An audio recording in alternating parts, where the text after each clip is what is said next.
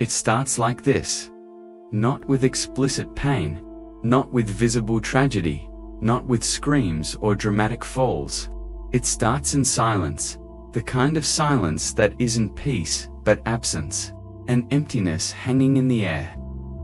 You grew up in a house where words existed, but said nothing. Conversations were practical, automatic, utilitarian. Things like, did you eat? Turn off the light, go to bed, it's fine, but you knew it wasn't fine. You knew because souls speak before mouths do. You knew because you learned, far too early, to read what lies behind what is said, the dark circles, the long sigh, the way eyes look away, the body that always seems to carry something invisible. It was a house where no one knew how to touch their own pain, and so they didn't know how to touch yours either. So everyone's pain stayed stored, hidden in corners, soaked into the walls, and turned into silence. Silence at the table, silence in the hallway, silence on the way to your room. A silence that taught something devastating. Feeling has no place here, and you believed it. Not because you wanted to, but because a child does whatever it takes to stay connected to the ones they love. Even when those who love them don't know how to love in the way they needed. You learned not to bother, not to ask, not to cry, not to say I'm hurting. You learned to make yourself smaller, to fit into spaces, to be light, to be discreet, not to weigh on anyone's life. Because somewhere inside, in a small corner of your young awareness, a silent sentence formed. If I need too much, I will lose. Lose the little presence there was. Lose the contact. Lose even the right to be there. So you adjust, you mold, you adapt. You become the easy child. The child who understands, the child who doesn't cause trouble. The child who learns to protect themselves from their own need. And the world calls that maturity. But it isn't, it's hunger. Hunger for care, hunger for a lap to rest in, hunger for someone who could look at you for more than 2 seconds and actually see. Not see what you did, see you. The child you were didn't want to be strong, they had to be. If they fell apart, who would hold them? If they cried too loudly, who would hear? If they said, I'm scared, who would have arms to hold them? No one. So they learned to breathe slowly, to swallow tears before they rose, to hold their facial muscles so they wouldn't tremble. That restraint became posture. Posture became habit. Habit became character, and character became identity. Years passed. You grew up. You learned to speak, to work, to get along. You became someone people say they admire. But none of those people saw the ancient tiredness stored away before you were even old enough to understand what you were carrying. That child is still inside. They didn't disappear, they just learned to hide inside you. And sometimes, on quiet nights, when the world finally goes still enough, you feel them trying to speak. It's a tightness in your chest, a desire to cry for no reason. A tiredness sleep can't cure, a longing without a name, a sadness without a scene. It's the child saying, I'm still here, I just never had permission to exist. Breathe. Because now, for the first time, someone is seeing you, and this is the beginning. Over time, what began as survival starts to look like personality. And that's the most confusing part. Because no one saw the exact moment the child stopped trying to be a child and started playing a role. It didn't happen overnight. It was gradual, like water carving stone, an adaptation so deep that you grew up believing, I'm just like this, but you're not. You're not like this. You became like this to survive. And there's a huge difference between the two. You weren't born knowing how to hold yourself in. You learned. You weren't born knowing how to go quiet when it hurts. You had to learn. You weren't born the strong one. You were trained by the house's silence. And no one noticed, not even you. People around you, family, teachers, friends, looked at you and saw organization, calm maturity, responsibility, emotional precision, but behind that, there was something no one noticed. You grew up with no one to hand your weight to, so you learned to carry everything alone. Not because you wanted to, because there was no other option. And when there's no option, adaptation becomes armor. Your face learned not to shake. Your voice learned not to crack. Your body learned not to ask for help, and people thought it was beautiful. They said, "You're so strong, you're so centered, you can handle anything." They praised the very thing that hurt you. They admired the wall, not who was behind it. Strange, isn't it, to be praised for what wounded you, to have your wound recognized as a virtue? No one asked, when did you realize you couldn't count on anyone who taught you to swallow your tears so early? When did you learn to smile, even when you were exhausted? No one asked, because no one saw, and neither did you, until now, because when survival lasts too long, it begins to look like identity. And then something subtle, almost imperceptible, happens inside you. You start to believe that you really are independent. You don't need anyone. You don't feel as much as others. You're better off alone. But that's only how your soul learned not to implode. When the world calls your trauma strength, you learn to protect your pain from the world. And when you protect pain for too long, you forget where you put it. Until one day, without warning, in a simple, unexpected, almost insignificant moment, a song, a smell, a memory, a late afternoon, you feel something crack inside. It's not an explosion, not despair, it's a soft fissure. Like ice beginning to melt. And with that crack comes a question. If I weren't strong, who would I be? That question is scary, because you never had the chance to find out. You learned so early that you needed to control everything, measure everything, hold everything. That there was never room to be spontaneous, impulsive, vulnerable. The child inside you was never allowed to make noise. And now, they don't know how to speak. When someone offers affection, you don't know where to put it. When someone says, "I'm here," you don't know how to believe it. When someone tries to love you, you get uncomfortable. You withdraw. You pull away. Not because you don't want love, but because you never learned to receive it. You only learned to manage it. And love isn't managed. Love is felt. But feeling, for you, is far too dangerous. You know that if you open your chest, there's something fragile inside that was never held. And you fear that if that part breaks, there will be no one to gather the pieces. So you keep the armor. Not from coldness, not from pride, not from fear of people, but from loyalty to the child who saved you. You're still protecting that child, even now. Even as an adult, you care for them the way they cared for you, silently, without asking for anything, without getting in anyone's way, alone. And that is proof of love. A love so deep, you didn't even realize you were giving it. You kept yourself alive in the only way you knew, and that was never weakness. It was brilliant, instinctive, the smartest way to keep existing. But now comes the most delicate part of all. Survival has done its job, and it's tired. The armor is still strong, but the one inside it is exhausted. And this quiet exhaustion isn't physical, it's of the soul. If this resonates with you, it's not a coincidence, it's memory returning. It's truth being remembered. It's your story finding a voice. And this is the beginning.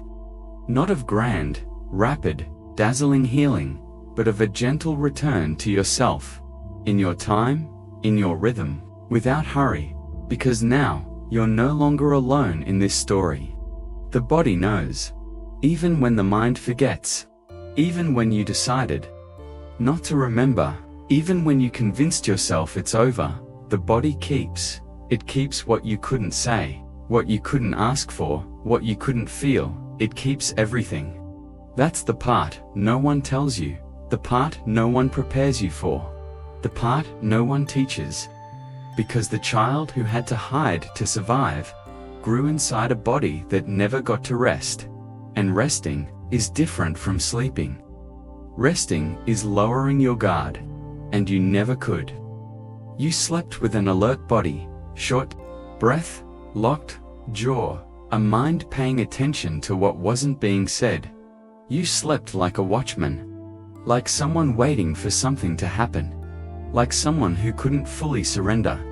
And that remained. It settled into the muscles of your back, into the weight on your shoulders, the tension in your neck, the lump in your throat, the chest that never fills with air all the way.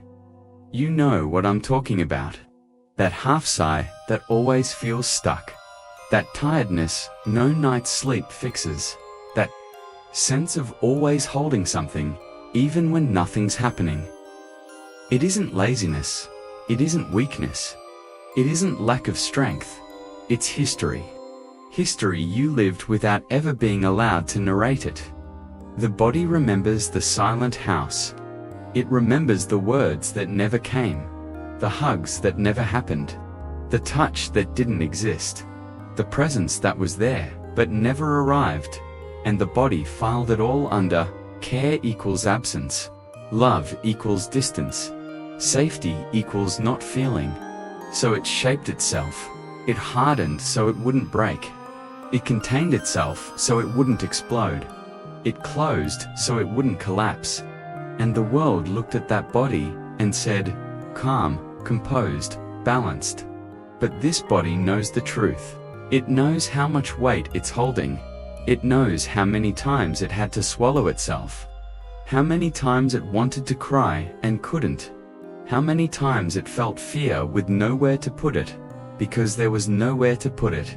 No lap, no shoulder, no one to ask, what are you feeling right now? So the body became the place, the only place. The body became the closet where you stored your sadness, the drawer where you hid your questions, the box where you placed the most sensitive part of you. And now, it's full. And sometimes it sends signals, not dramatic ones, subtle ones. Deep exhaustion without an obvious cause, difficulty relaxing, even in quiet. A feeling of being always on alert, aches that come and go without medical explanation, breath that won't drop down, a sudden urge to cry without knowing why. These signs aren't a problem. They're memory trying to return, not to hurt you, but to say, I existed, I was there, I carried everything alone. I'm tired too. When survival becomes personality, the body keeps waiting for the moment it can finally lower its guard. But that moment never came. So it waits, and waits, and waits. It waited for years, for decades, maybe, and it's still waiting. Do you feel it? That old, quiet, gentle, obedient wait. The wait that doesn't scream, doesn't explode, doesn't make a scene, it just stays. As if saying, I've been holding this since before you even knew what it meant to hold. And it's true. You were far too alive in a body far too small for pains far too big. And now, as an adult, this body is trying to tell you something you never got to hear. I don't want to be strong alone forever. This isn't a request. It's a confession. Your body isn't broken, it's tired. Tired of saving you. Tired of having nowhere to put what it feels. Tired of being the only guardian of your story. And that tiredness you feel isn't laziness, it's loyalty.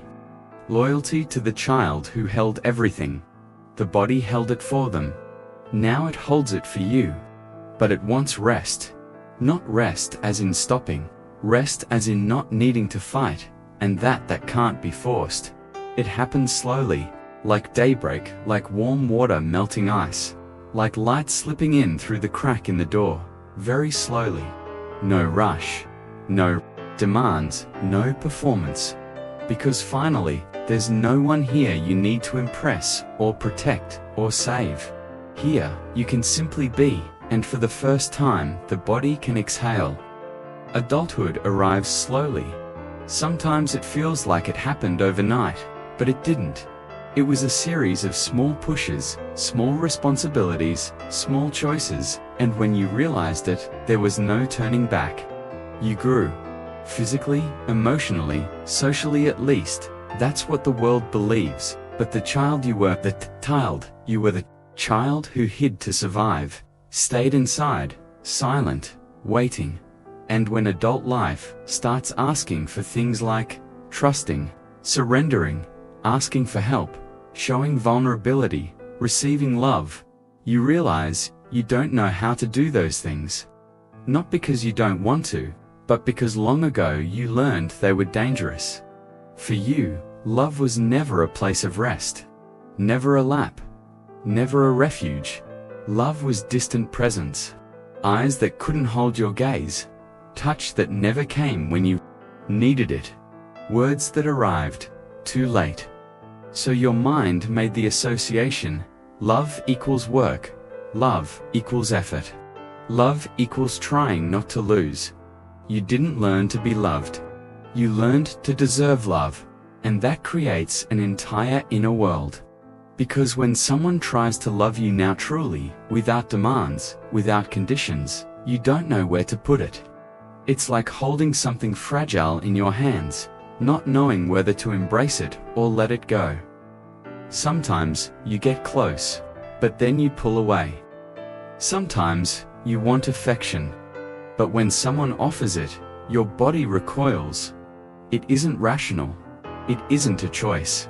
It's memory. It's the body saying, I'm not ready to feel this. I don't know if it's safe. And the other person thinks you're cold, distant, too busy, emotionally unavailable. But that's not it. You're too sensitive, too deep, too observant, too full. And that's why you close. When everything inside you feels so much, you learn to look like you feel nothing. Not to fool others, but so you don't drown. And then comes loneliness. Not the loneliness of being alone, but the loneliness of being with someone, and still not being seen. You've been there, haven't you? Sitting beside someone and feeling thousands of miles away, being in a conversation and feeling your voice isn't there. Smiling in the right places and feeling nothing actually touches you. It's not that you don't want closeness, it's that closeness means risk. If someone gets too close, they might see the frozen child inside the one who never cried where they should have. The one who learned to tidy up before breaking. You keep that child like a relic, like a silent altar, like something precious no one can touch. And at the same time, you miss being touched. That's the contradiction no one sees. You want to be seen, but fear deeply being noticed. You want to be loved, but don't know how to receive love. You want rest, but don't know how to rest without guilt. You want a lap to fall into, but your body doesn't know how to allow the fall. You want to say, I'm tired, but the words don't come. They never did. They were never welcome. And so, you keep going, functional, responsible, admired, strong, while inside everything whispers very softly, please, someone see me, but no one hears that cry, because you learned to hold it with elegance, with discipline, with silence, and then the hardest moment arrives. Life places you in front of someone who tries to love you for real, and this person says, I want to stay. I'm here. You can trust me. And something in you freezes. Because trusting doesn't mean believing. Trusting means handing over the weight. And you don't know how to hand over the weight. You've carried it alone for so long that the weight became part of your identity. If you let go, who are you? If you rest, who holds you? If you feel, who puts you back together? If you break, the fear isn't love. The fear is what happens after. And that fear has an origin. Back in the silent house, where you learned that feeling had no place.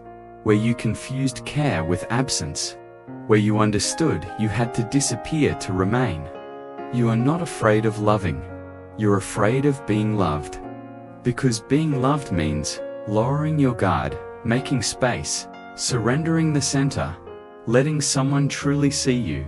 And that, you never learned. How could you? No one taught you. But now you're noticing, you're remembering, you're feeling, you're hearing the voice of the child who hid to survive. And for the first time, you don't turn your face away, you don't run, you don't go silent, you don't force yourself to be strong. You're here, listening, feeling, breathing. This is already the beginning of everything you thought could never be. You're coming back, not to who you were, but to who you were before you had to protect yourself from yourself. There's a moment that doesn't arrive with an explosion, an epiphany, or a sudden change. It arrives like a sigh your body releases before your mind understands what's happening. A pause that wasn't there before. A space between thoughts. A microsecond of inner disarmament. So small, so subtle, so delicate, you might not even notice it happened, but your body does. Because for the first time in a long time, it isn't fighting. It's as if for an instant, you stopped carrying something. Not because it was solved, fixed, or overcome, but because you got tired of holding the tension. That tiredness isn't defeat, it's return. The body is coming home, not the house outside. The house inside, the one that's been empty for so long. And here is a soft truth, one that can only be spoken in a low voice. You don't need to tear off the armor. It slid off because you no longer need to hold it so tightly. Armors aren't smashed, they loosen. When the body finally knows it isn't alone. And this is the key point. You are no longer alone. Not because someone arrived to rescue you, but because you finally came back to look at the child who was left behind. The child you protected your entire life. The one you never let fall. The one you never abandoned even when you believed you had. You were carrying them all along, and now you're looking at them. That changes everything. There's no grand transformation here. No sudden enlightenment. No cinematic ending. There's something much simpler, much more human, much more true. Permission. Permission to feel. Slowly cry in small doses, be tired without guilt, want to lap without justifying it, not be strong all the time, exist without performing. Permission to be human. Something you couldn't be as a child. You always had to adjust, control yourself, contain yourself, be quiet, hold it together. Not because you were strong, but because no one could hold you if you fell apart. But now it isn't that time anymore. Now you're an adult. Now you have arms. You can hold yourself, not by hardening, by embracing. You can place your hand on your own chest. Feel the tone of your breath. Feel the old weight that was always there. And say silently, unhurried, without strain, I know what you carried. I know what you learned to hide. I know where it hurts. I know what was missing. I'm here, now. That's all. But that's everything. Because healing isn't fixing. Healing isn't forgetting. Healing isn't erasing. Healing is remembering without being wounded. And this happens slowly. Like snow melting bit by bit. Like water finding its way back to the sea. There's no rush. You spent so long rushing to exist. So long holding up the world so no one would fall. So long surviving that you forgot survival wasn't the destination. It was the bridge. The bridge to here, to this moment, this body, this breath, this silence. You don't have to do anything grand right now. Nothing. Just be. Be with yourself. Be with the child you were. Be with the body that held it all. Be with the heart that never stopped beating, even when it was far too heavy. Breathe slowly, without force, without effort. Like this. Did you feel it? That tiny release in your jaw. The air moving a little deeper into your chest. The weight that drops just a little, just enough. That's the beginning. Not of complete healing, but of survival, uncrystallizing. The ice starts to give. It doesn't shatter, it doesn't burst, it doesn't collapse. It melts, because now there is warmth. The warmth didn't come from outside. It didn't come from another person. It didn't come from someone who arrived to save you. It came from you. From the moment you decided to look inward without turning away. And that is extraordinary. Even if no one sees it, even if no one understands, even if no one knows, you know, you feel it. You are returning, not to pain, but to life before the pain, to what is true, gentle, breathable. To you, you can rest now, not because the world got lighter, but because you don't have to carry it alone anymore. Not anymore. In the next video, I'll show you the emotional wound you learned to call normal. I'll meet you there, known for those who grew up too soon.